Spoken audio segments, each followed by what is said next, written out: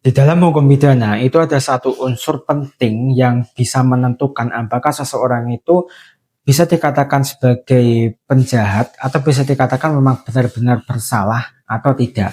Yakni adalah mens rea.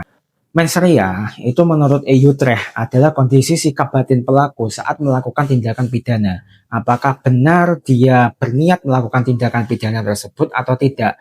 Atau dia hanya melakukan sebuah tindakan yang tanpa disengaja atau dengan kelalaiannya, kealpaannya, akhirnya menimbulkan kerugian untuk orang lain. Makanya di hukum pidana kita juga mengenal dengan adanya asas praduga tak bersalah, di mana asas ini adalah menganggap seseorang itu dianggap tidak bersalah sampai ada putusan akhir di pengadilan. Apakah benar memang orang ini bersalah atau tidak.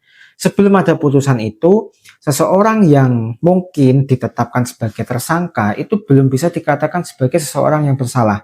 Tetapi di masyarakat kita kebanyakan itu menganggap bahwa orang yang telah ditangkap polisi, ditangkap penyidik, itu dianggap sebagai orang yang bersalah. Padahal itu belum tentu dia bersalah. Seseorang bisa dikatakan bersalah bila mana itu tadi dia harus sudah melewati persidangan, melakukan berbagai macam pembuktian, pemeriksaan, sehingga dia di putusan akhirnya hakim menjatuhkan putusan bahwa dia itu bersalah. Sebelum itu dia tidak bisa dikatakan bersalah.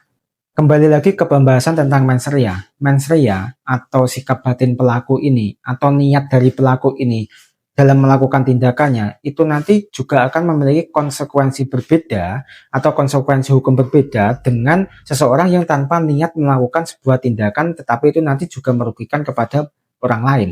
Itu memiliki konsekuensi yang berbeda. Tentu hakim nanti di akhir putusannya itu akan memberikan sebuah hukuman yang berbeda juga. Kemudian publik akhir-akhir ini dihebohkan dengan perkara Tom Lembong, di mana perkara Tom Lembong ini dalam pemeriksaannya di pengadilan itu tidak ditemukan unsur mens rea di dalamnya, tetapi di akhir persidangan hakim itu memberikan putusan bahwa Tom Lembong ini bersalah karena dianggap telah merugikan negara. Hal ini akhirnya membuat keriuhan lah ya di masyarakat, bagaimana seorang menteri itu dalam menjalankan fungsinya sebagai menteri dan diberikan wewenang untuk mengambil keputusan.